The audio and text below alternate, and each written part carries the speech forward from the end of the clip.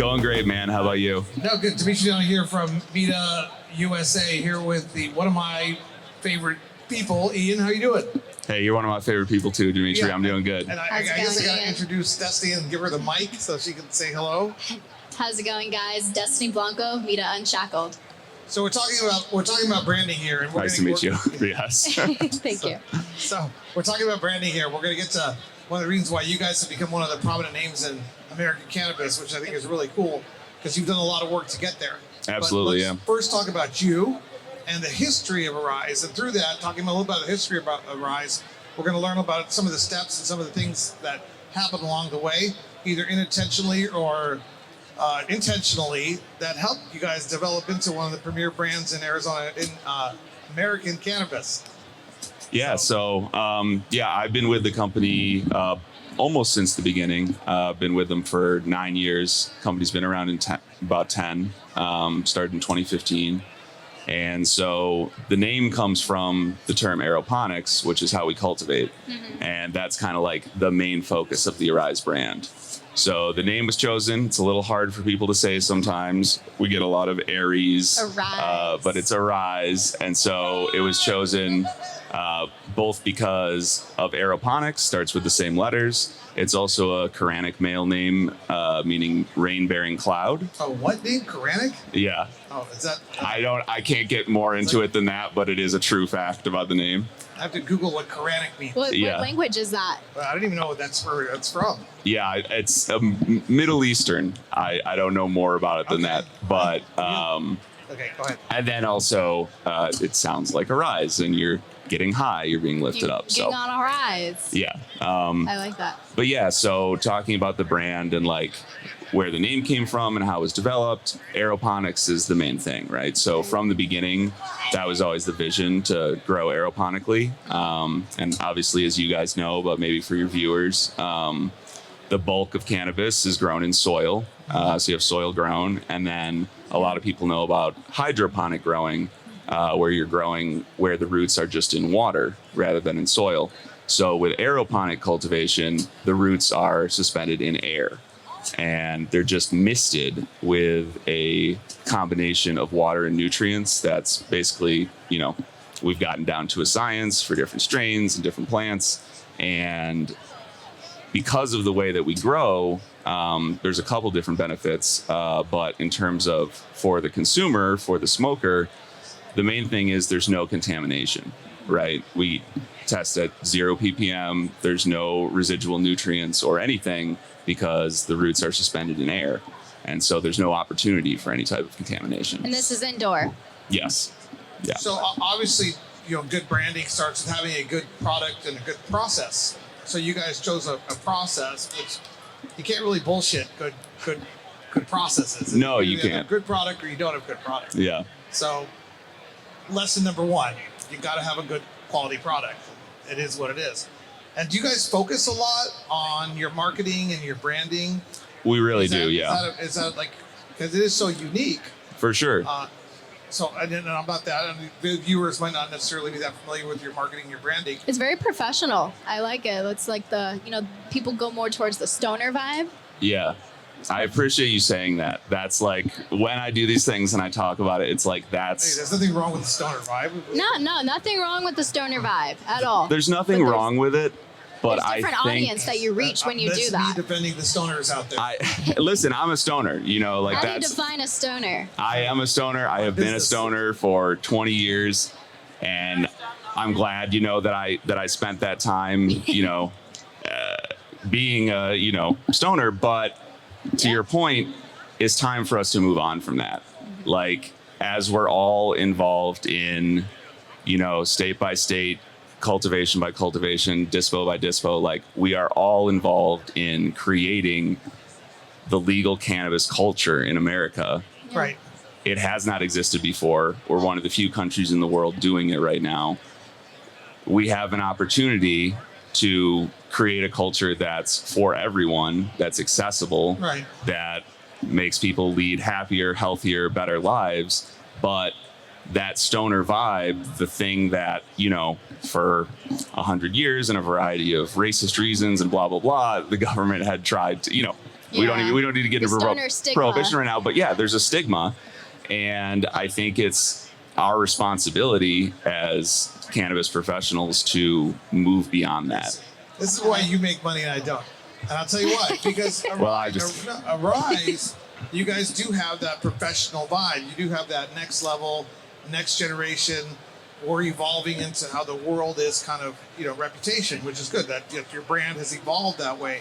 Me, when I was coming into cannabis, I'm like, okay, Cheech and Chong is going to be legal. Yep. We're going to eliminate corporate America, and everybody's going to be like Cheech and Chong, and suburban America and suburban mothers are all going to be like Cheech and Chong, and they're all going to change, and it's going to morph into this, thing from the '60s and this culture, this Stonerville. It's going to be radical in the world. But the reality is that that's not true. People are who they are, and it's a substance, and you need to brand and you need to produce your product and market accordingly to adjust to their lifestyle, which is bigger than that whole stigma Cheech and Chong thing that was out there. Me, I was hoping for a revolution, but that's just not going to happen. This is a revolution, though. Listen, it's gotten corporate fast, right? Look where we are. Yeah. There's tons of money here, right? Like it has gotten corporate fast. But those of us in the media, I'm not an owner of the company. I'm the media director at the company. I'm just part of the machine, like we all are. And those of us who have the power and the opportunity to get between the money and the consumer and make it something that's both for the culture and for the business, I think we have that responsibility. And, I definitely, sorry, go ahead. No, I just said whoa, because it was loud. Sorry. No, but while I do, speak about everything in terms of developing the Arise brand is super intentional, and for the most part it has been, one thing I will say to your point before, of who is it for? So when we first started in Illinois, it was medical only, right? And that was another consideration why we went aeroponic, right? Because it's better for someone who's using it as medicine. But that's one of the things too, when you're creating a brand, you want to know what audience you're trying to reach. Right. Are you trying to reach the new consumers? Are you trying to reach the soccer moms that, are afraid of weed? They see, a cannabis beverage at Total Wine and they're like, what is this? Right. Who's the approach? Who? So when you guys first started in the past, have you guys always had that steady approach of, okay, this is who our audience is? Yeah, so we were able to build it over time because, in the initial Illinois medical market, right, the thing that people were mostly getting their cards for was PTSD or fibromyalgia. And, with the little bit of research and data that was available to us when we were first building the brand out, we learned that the largest segment of cannabis consumers in that market at that time, when it started, were middle-aged women with fibromyalgia. And so, menopause. Right. Well, yeah. And so, Nowadays. That's not me, and, well, it was some of our team, thank you. Yeah, I trying to balance not getting feedback. But yeah, so I think obviously we wanted to be for everyone, but we very intentionally built the brand as something that was super clean, felt healthful, accessible, and obviously artistic is a huge thing for us in terms of building the brands. And so I like to think that it started from that place of middle-aged women were our primary consumers. And as, it started to open up what you could get your card for, even before it went recreational, we had different demographics and different people coming in. And so we've always paired the quality product, which I think speaks to the stoners, speaks to, listen, the soccer mom, right? She doesn't know the difference between 8-inch bagel and White Widow and, whatever. Some of the names may even scare her a little bit, right? Connoisseurs know nowadays. Right. And so, I think having a brand that is accessible to someone who has no clue what even it looks like inside the box, right? With super high quality product that, to your point, it speaks for itself. It smokes for itself, right? Try it once, it's good shit. You can have both. You touched on something interesting that actually is a story that it's hard to explain, hard to understand, but will be looked at 30, 40 years from now in the evolution of cannabis branding.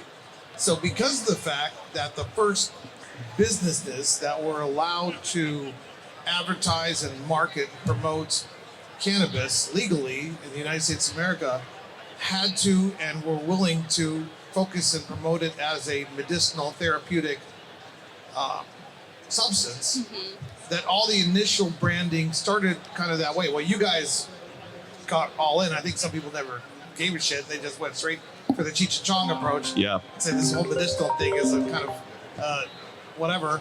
But you guys did it appropriately and right. And so, it'll be interesting to see how, as the world changes and the advertising, the branding, the marketing changes, and people will say, well, why is it even talked about medicinally? Well, because that's how it started. But it didn't really start that way because it was always around. But just the marketing and advertising started that way. So it's just interesting, like, nuance in the history of cannabis branding, marketing, advertising. But you got to do what's legal. Then you got to do what you believe. You got to do what your product tells you to do. But back to your company story, what were the steps? You guys have developed a pretty good reputation over the years. What happened after you started in Illinois?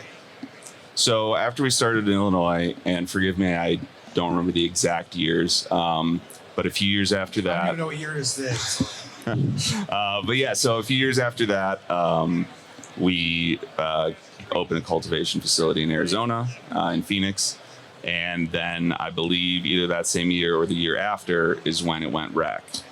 So 2020. Yeah. So wait, sorry, what was the question? This is evolutionary. Because but so you guys are in Arizona, you guys are in Illinois, you're expanding nationally. Expanding to California next. Yep. Oh, see, that's a good idea. I always say that you wrestle with the California market, and the best will come out on top. So that says something a lot about the quality of your product, that you're willing to tangle with California, which is awesome. Yeah, and also just to and now I know, and it's been a great talk with you guys. That's why I got distracted, because I'm thinking about something that you said before that I didn't even get to. But just to touch, people moving around here. So. Just to touch quickly on that, so part of our plan in terms of our inroad in California, a few years ago we acquired the Up North brand. That's right. Which they're flower. Legacy, Humboldt County, boutique kind of flower. Yeah. So a few years ago we acquired them, and we brought their genetics to both Illinois and Arizona. And so because they have such a strong brand in California, we're now going to kind of reverse that play and bring our other brands, Arise, and our other brands, Days Off and 93 Boys, which we probably don't even have time to get into, but eventually bring those brands to the other states. Like you just said, you mentioned another brand that is under your license. That's kind of, I've noticed you guys did Arise as more of a professional approach for your audience, and now Days Off is more of the cannabis stoner vibe. It's more fun, and it's more youthful, and it's more recreational. But again, that did come from the product, because where the differentiator with Arise is aeroponics, and now of course all of our brands are actually aeroponic, right? Although that's not the focus of those brands. So you took a well-known California brand, and you changed the process of growing it. Well, we work with Jeff Hoops, who's the CEO and founder of Up North. We worked very closely with him. He was at the Illinois facility, at the Arizona facility, making sure that we're growing up to their standard. And in the coming year, Up North flower in California will be grown aeroponically as well. Oh, that's cool. Yeah. So just to touch really quickly on your point with Days Off, again, it came from the product, because the differentiator with Days Off is that we do strain blends. And so from that, it's okay, this is for someone who is more of a recreational consumer. Right. They understand what terpenes are. They understand the entourage effect, right? They get these things. And it's more accessible and fun for someone who's just in the city for the weekend looking for a good time and just picking up some product, right? Yep. So we've definitely made sure, and then you already know with Up North, it's legacy, and it's these stories of Jack Herrera, and Jack Herrera is an Arise strain. Apologies. Durban Poison is Still what I meant to strain. say, which is one of those are my two favorites that we cultivate. But yeah, so it's always been from a place of like, what's the product and like, what's the story we can tell? And I'm always thinking years in the future, right? Of like, it is a revolution. To your point, people are going to be talking about what we are all doing right now in 20, 30, 40 years when this is legal and this is national. And, Right. you know, like we are making that history. The three of us, We're literally everybody growing here. it. We are literally growing it. We are. So like, I'm always thinking about like, yeah, where we came from, but also where we're going. And like, I think it's super important that we all do that responsibly. Seeds. We're planting seeds right now, right here. Fire. That's the memoir title right there, right Planting there. Seeds. So how do you guys focus? Like you got your retail, you have your cultivated flower brand, you have also edible lines, or like how do you narrow that down as a brand as to what element of it that you focus on? And I think there's always a lot of confusion. I don't even call retail brands. I call your flower brand. That's a brand to me. Sure. But yet the retail name is still the brand name. It's not like Apple, Mac kind Like of lifestyle. thing, Mac store. Like a lifestyle Kinda brand in like- a sense. For sure. Yeah. Yeah. I mean, that's It's another a challenge thing, right? for you, right? Because you got to brand everything. Yeah. I mean, but it's fun, you know. It's but yeah, I mean and weed brands are lifestyle brands, right? Like that's where this is all going. So I think again, like having a really compelling narrative that you're weaving through the years that you're building this brand across your products, right? Like you talk about edibles, like, all right, what you get with our Arise full spectrum hash drops, where we're making it with this full spectrum hash oil that's retaining all the qualities of the original strain, versus what we do under our Days Off or our 93 Boys brand, which, you know, is just a cannabis oil, a distillate with flavors and such. And those are two different products for two different people, and we're telling different stories to those different consumers, and like that's only going to continue throughout the years. Are there any good like marketing tricks that you found over the years? Any good stories that you want to tell? Any good tricks? Anything I mean, like, damn, that was such a good idea. That was so successful. That was mine. I mean, I definitely feel that way about a lot of things, and I definitely always clock, and people on our team clock, when other brands and cultivators perhaps liberally borrow from ideas that I feel we've brought to the table. But I don't think I should say any more than that here. Yeah. But I will say, like, you know, when you talk about challenges, like one thing that's huge that I'm sure you guys deal with, like our primary direct to consumer channel outside of traditional advertising is Instagram, right? Yep. We all know, anybody here who's a cannabis marketer knows the challenges of, You shadow ban. Yeah. Yeah, The I mean- shadow ban on social media nowadays. Yeah, I mean, this is a constant. I still run all our social accounts, so this is a constant struggle in my life, you know. I've seen recently people on social media do the cannabis, but they'll do C and then put a line on the Yep. graphic for cannabis. Yep. Cross out the A. I see that a gets lot. away. I see people were spelling weed OUID, which, as you know, the But the cannabis copywriting industry, part we of my use our brain. own social medias now. You know, LinkedIn is hot for cannabis. It's crazy how hot LinkedIn is for cannabis But consumers, right now. like you said, you know, it's to reach them. But I think Instagram. yes. No, sorry to talk over you. Yeah. No, go ahead. But yeah, that challenge leads you to find creative solutions, right? Where like, Yeah. okay, you can't show someone, and I'll use like an example from the Arise brand, which is like definitely the most like art school trippy, you know, kind of as we've, you know, told that story out. And now that soccer mom who 9 years ago was buying her first eighth now knows how to dab and shit, right? Like the consumers have grown with the industry. But yeah, so it's like The dab made for soccer mom. Like that. soccer dabs, Yeah. you know, Soccer like that's dabs. but Well, you get to sit around and brainstorm these ideas all day long. That's kind of cool. hey, you know, yeah, like you can't show someone lighting and smoking a joint, right? Okay, come up with a visual metaphor for smoking. I see we got to wrap up here, but yeah. So has without been a getting great- into specific examples, yeah, that's This has been a great show. I mean, we've learned so much from the past, the present, the future of Arise now sounds bright. Days Off and all your brands that you guys are doing. It's very very awesome to follow as an industry consumer myself. Yeah, Appreciate and, that. And Mita, we've known you for many years now, and we look forward to your continual progression. And I want to know more about Days Off. We'll talk about that off camera. I love that name. hey, I love that name. We'll talk off camera. I got some pot rockets in my bag over there if you got time to light up. Shoot, let's go take a days off I'm right thinking now. like commercials, and I just got all kinds of ideas like blowing through my mind for days off. All right, that too. let's do some collab. All right, talk to you soon.